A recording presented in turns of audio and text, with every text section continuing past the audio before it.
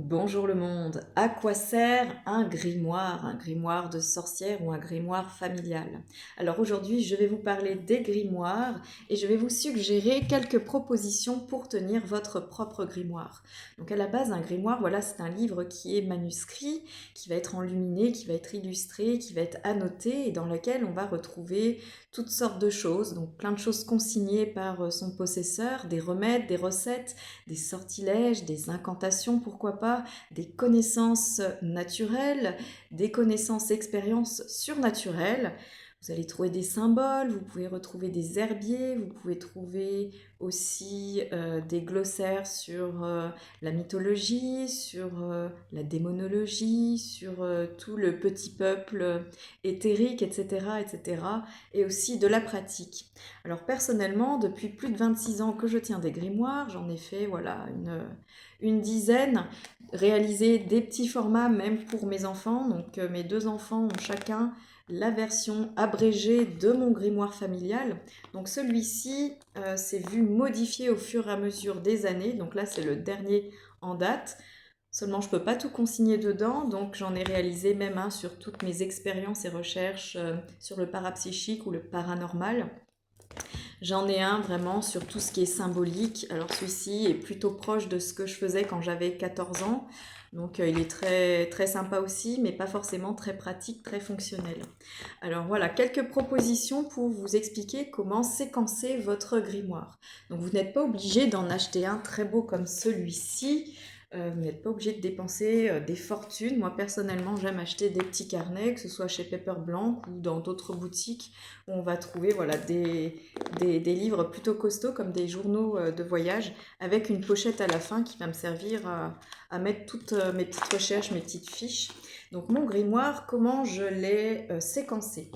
Alors j'ai déjà fait une section sur tout ce qui est philosophie, donc la philosophie que j'ai étudiée au lycée, la philosophie de la vie, hein, les choses que je trouve intéressantes que les gens me partagent ou vraiment voilà ce que j'apprends au quotidien et ce qui enrichit ma façon d'être et ma façon d'appréhender le monde. Donc ensuite j'ai fait une section magie naturelle dans laquelle je parle de la magie céleste, de la magie divine ou de la magie des campagnes, la magie rurale traditionnelle de nos anciens.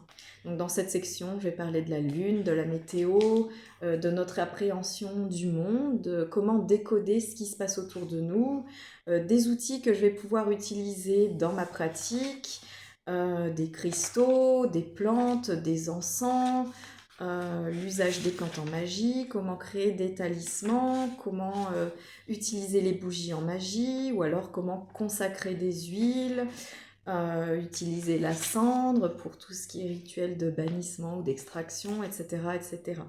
Ensuite, j'ai fait une partie sur l'ésotérisme. Donc l'ésotérisme, c'est tout ce qui est œuvre compréhensible des initiés. Donc je n'ai pas eu de maître enseignant, mis à part ma mère qui m'a transmis le secret pour barrer le feu, couper le feu.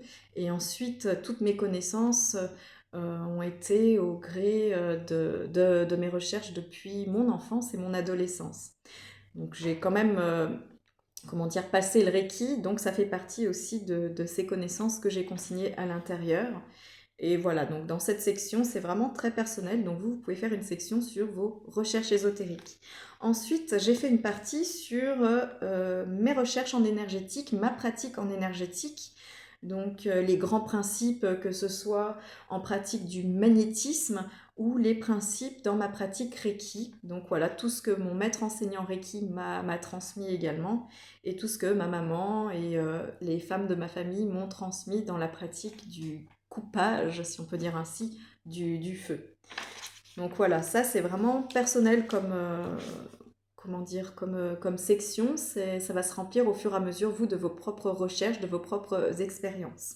Alors ensuite, j'ai fait une section sur la pharmacie naturelle, la santé, parce que bien que j'apprécie aussi l'allopathie et la médecine conventionnelle, hein, celle des diplômés universitaires, etc., des écoles de médecine, etc., je m'intéresse grandement depuis l'enfance parce que mes parents pratiquent ainsi, mais à la pharmacie naturelle. Donc à l'intérieur, j'ai consigné tout ce qui était propriétés et vertus du miel, des plantes, des huiles végétales, des huiles en aromathérapie des huiles essentielles, les pouvoirs des infusions, des décoctions, des macérations, les propriétés de tout ce qui était infusion, rooibos, etc.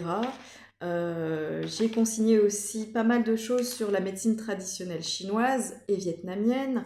J'ai consigné également des choses sur le calendrier paulinique parce que étant allergique à plein de choses au fur et à mesure de l'année, c'est toujours intéressant de connaître voilà, ce qui se passe dans la nature, les rythmes et quand est-ce que voilà, c'est plus propice à l'allergie et comment y remédier, comment se protéger. Après, j'ai quelques notes sur la pharmacie d'urgence, c'est toujours intéressant de travailler avec ça.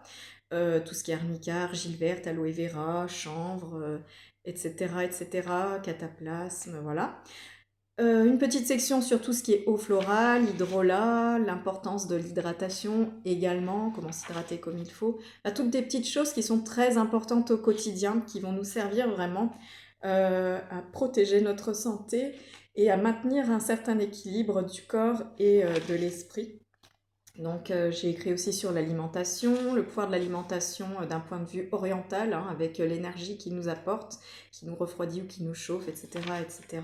Voilà, donc dans cette session, vraiment tout ce qui est bon pour la santé. Et ma dernière section, c'est sur tout ce qui est rituel. Donc les rituels que j'utilise au quotidien pour moi-même, pour ma famille ou pour mes clients. Voilà ce qui peut les aider, des rituels soit de protection, de reprogrammation, des rituels de bannissement pour changer notre façon d'appréhender le monde, de voir les choses et se sentir mieux. Alors là, c'est pareil, ces rituels, ils sont pas figés, ils sont vraiment inspirés de ma pratique quotidienne. Et c'est vraiment mon intuition, mon appréhension des choses qui va faire qu'ils vont voilà, se modifier. Donc j'ai quelques explications aussi dans comment fabriquer ces eaux programmées, bénites entre guillemets, mes charmes de purification, mes rituels de lignée, etc., etc. Donc voilà, dans ce grimoire, je vais vraiment consigner tout ce qui est important pour moi. Et j'ai une dernière section, mais vraiment toute courte, les prières non religieuses, hein, mes prières plutôt animistes consignées là-dedans et que j'aime de temps en temps réciter pour vraiment me sentir mieux et avoir une belle appréhension du monde et de tout ce qui est. Donc voilà, si vous avez des questions sur le sujet, comment fabriquer ou mettre en place un grimoire, n'hésitez pas à poser vos questions dans les commentaires. En attendant, je vous souhaite une bonne journée et vous dis à tout bientôt. Allez, ciao!